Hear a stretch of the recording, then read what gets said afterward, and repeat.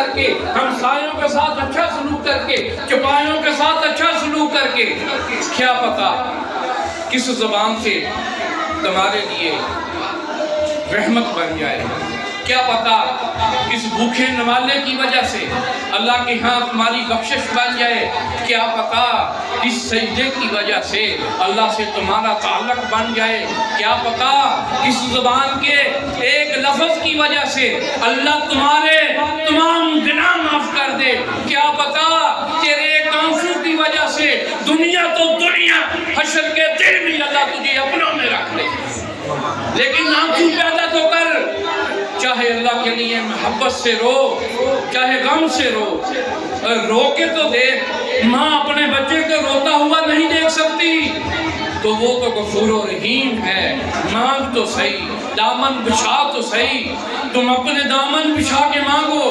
حضور دیں گے ضرور دیں گے، دلوں کو کاسے بنا کے مانگو، حضور دیں گے ضرور دیں گے۔ نبی پاک صلی اللہ علیہ وسلم کا دور ہے، جس طرح ہم کہتے ہیں کہ یہ ہمارے علاقے کا جانگلی ہے، ایک صحابی رسول آئے، انہیں بدو کہتے تھے، جو گاؤں میں رہتے تھے یا کردستان میں رہتے تھے، وہ آئے، صحابہ کرام بیٹھے ہوئے تھے، انہیں اتنا ادب نہیں آتا تھا، وہ آئے، سلام کیا اور پوچھا یا رسول اللہ صلی اللہ علیہ وسلم، آپ بتائیں حشر کے دن حساب اللہ تعالیٰ لے گا؟ یہ لفظوں میں غور کرنا، جو میرے اللہ کو سمجھتے ہیں، جو اللہ کے فضل کو سمجھتے ہیں، جو غفور و رحیم سمجھتے ہیں، یہ ان کے لیے ہے۔ پوچھا یا رسول اللہ صلی اللہ علیہ وسلم، کیا دن قیامت کو اللہ تعالیٰ حساب لیں گے؟ آپ نے فرمایا سادہ کا، وہ کھڑے ہوئے، جھومنا شروع کر دیا، مستی تاری ہو گئی، تھوڑی دیر بعد مستی اتری، پھر پوچھا یا رسول اللہ صلی اللہ علیہ وسلم، کیا دن قیامت کو اللہ تعالیٰ حساب لیں گے؟ آپ نے پھر فرمایا سادہ کا، وہ پھر جھومنا شروع ہو گیا، کیفیت ہے، مستی چھائی ہوئی ہے، وہ گھوم رہا ہے، پھر تیسری دفعہ پوچھا یا رسول اللہ صلی اللہ علیہ وسلم، کیا واقعی اللہ تعالیٰ حساب لیں گے؟ آپ نے کہا سادہ کا، انہیں سچ فرمایا، پھر جھومنا شروع ہو گئے، پھر چوتھی دفعہ پوچھا یا رسول اللہ صلی اللہ علیہ وسلم، کیا دن قیامت کو نبی پاک صلی اللہ علیہ وسلم سے پوچھا اللہ تعالیٰ حساب لیں گے؟ تو عزیزان گرامی، نبی پاک نے فرمایا سادہ کا، تم نے سچ فرمایا، تو اس کے ذہن سے، اس کے لبوں سے، اس کی زبان سے، جو اس کے اندر تھا، جو اس کے دل میں تھا، جو اس کے ذہن میں تھا، کیا نکلا؟ تو پھر ہماری بخشش ہو گئی، پھر ہماری بخشش ہو گئی۔ لوگوں نے کہا یا رسول اللہ صلی اللہ علیہ وسلم، یہ کیا معاملہ ہے؟ آپ نے فرمایا یہ سچ فرماتا ہے، جو اللہ تمہیں گناہوں کے باوجود تمہاری شکل نہیں بگڑنے دیتا، تمہاری نسل نہیں بگڑنے دیتا، وہ تیرے اور میرے محبوب کی امت کو دوزخ میں کیوں ڈالے گا؟ تو اس لیے اللہ سے زیادہ غفور و رحیم کوئی نہیں ہے۔ کیسے؟ فرعون ہے، زوراور ہے، سونا ہے، تو اسے نجومیوں نے بتایا کہ بھائی ایک بچہ پیدا ہوگا جو تیری حکومت چھین لے گا اور تجھے غرق کر دے گا۔ آپ نے موسیٰ علیہ السلام کا واقعہ سنا ہے، تو وہ بچہ بھی پیدا ہوا، اس کے گھر میں بھی چلا گیا، کیسا بادشاہ ہے، تمام بچوں کو مروا دیا، لیکن اللہ کی قدرت، وہ بچہ اس کے گھر میں ہے، وہی پلا بڑا۔ کیوں؟ اللہ تعالیٰ کسی کو ایسے ہی سزا نہیں دیتے، اللہ تعالیٰ کسی کو ایسے ہی عذر نہیں دیتے۔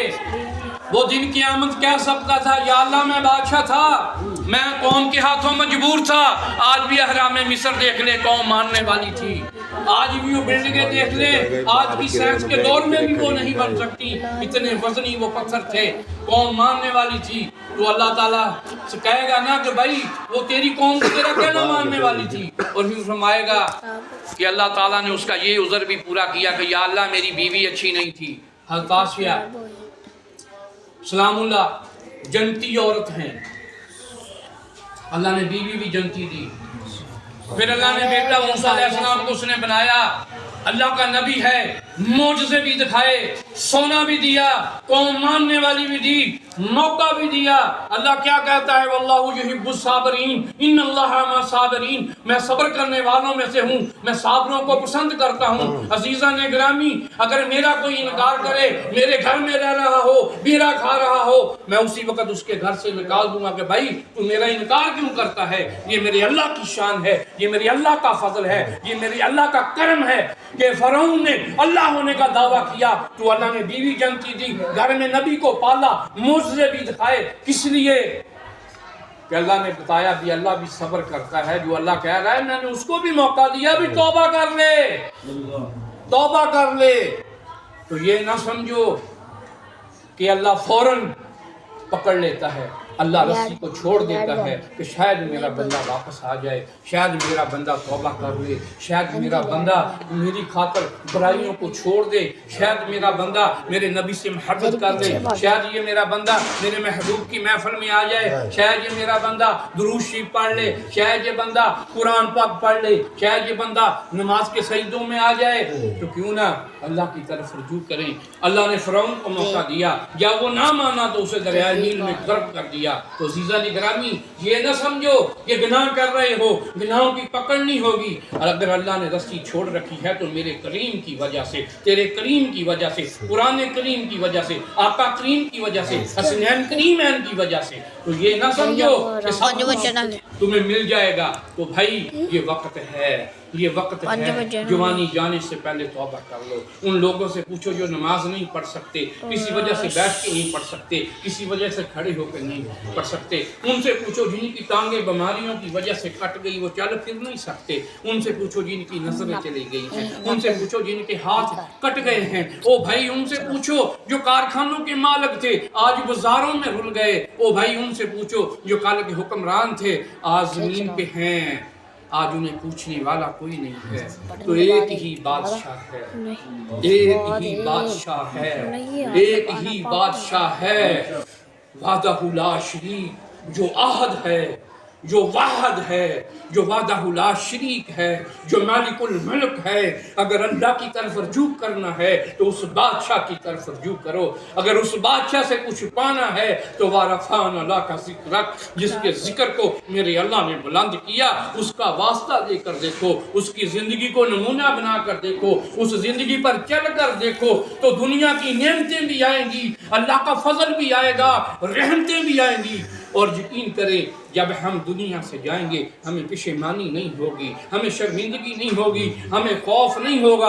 اِنَّا أَوْلِيَاءَ اللَّهِ لَخَوْفٌ عَلَيْهِمْ وَلَا هُمْ يَحْزَنُونَ، جو اللہ کے دوست ہیں انہیں کوئی غم نہیں ہے، انہیں کوئی خوف نہیں ہے۔ تو بھائی یہ وقت ہے، یہ وقت ہے، اپنے اعمال کو سنوار لو، اپنی زندگی کو سنوار لو، اپنے مقدر کو سنوار لو۔ یہ شبان کیا پتہ دوبارہ آئے نہ آئے، کیا پتہ دوبارہ محفل ملے نہ ملے، کیا پتہ سعیدوں کی توفیق ملے نہ ملے۔ یہ وقت ہے، یہ وقت ہے، انہیں ٹھکراؤ نہ، اللہ کے ہاں چلے جاؤ۔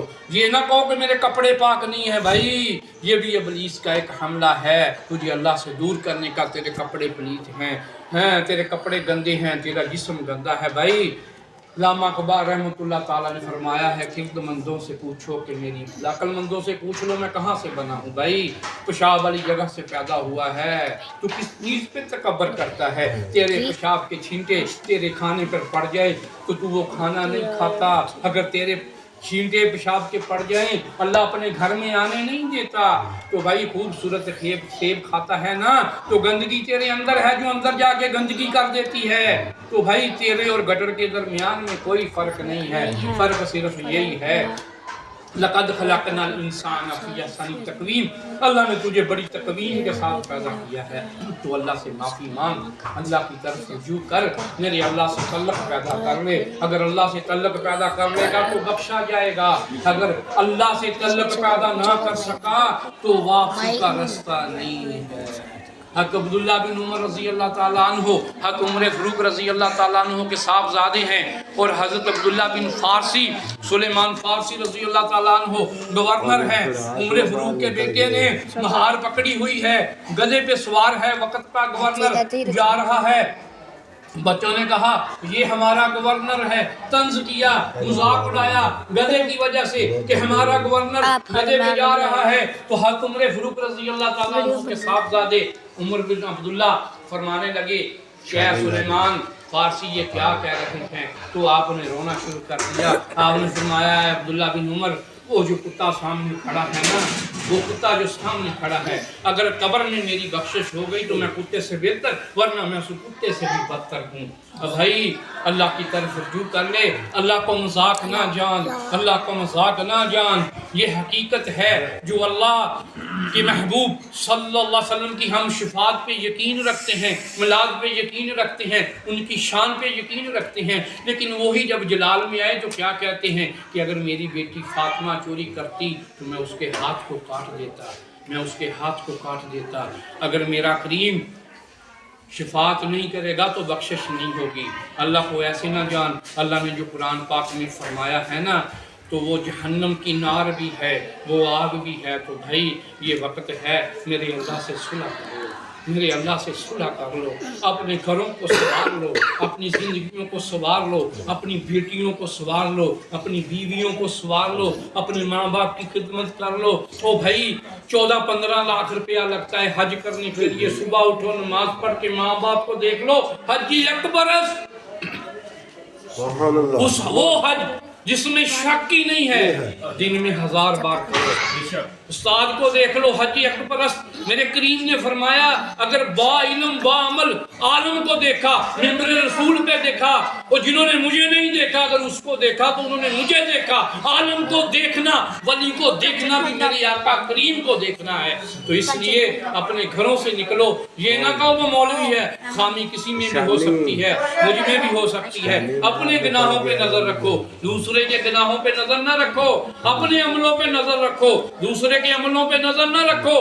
دوسروں کے لیے بھی دعا کرو، جو گناہ تم نے کیے ہیں اس سے سبق سیکھو، اور دوسروں کے لیے بھی دعا کرو۔ جب بھی دستے ہاتھ اٹھاؤ تو یہ دعا کرو کہ مالک پوری امت کو بخش دے، میں مالک پوری امت کو بخش دے۔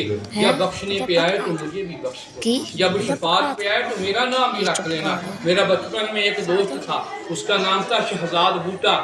وہ کہتا تھا کہ جنت میں جب لوگ جائیں گے نا، میں پکڑ پکڑ کے لے کے جاؤں گا، بھی تم چلو تم چلو۔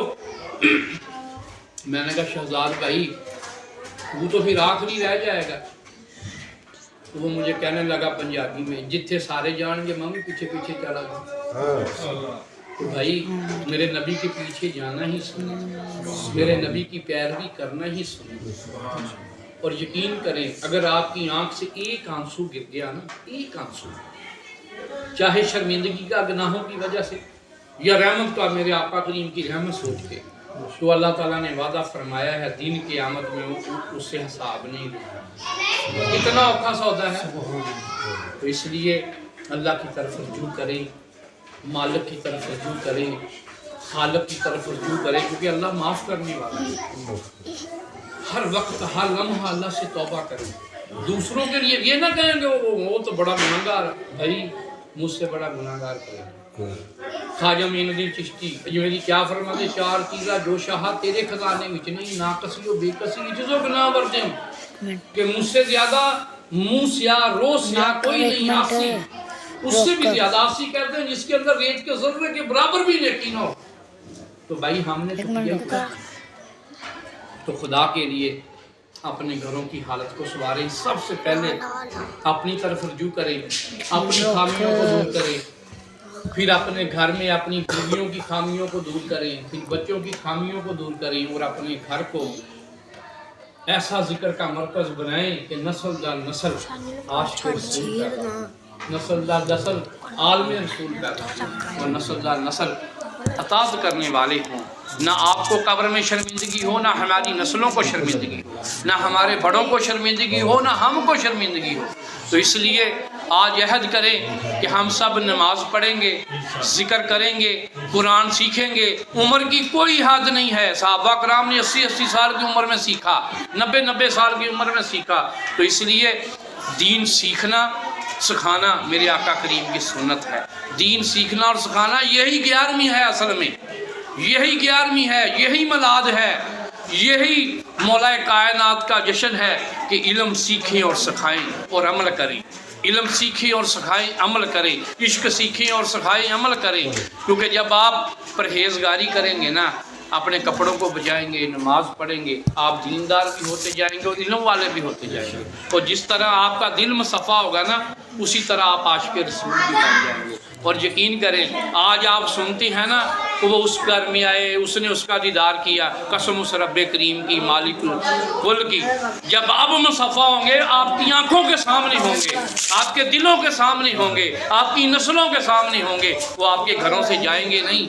کیونکہ جس کا ٹکانا دل ہو وہ کہاں جائے گا، اور جس کے دل میں میرے آقا کریم ہو وہ کہاں جہنم میں جائے گا۔ تو دل ٹکانا میرے حضور کا ہے، آنا جانا میرے حضور کا ہے۔ حضور سے محبت کریں اور محبت کا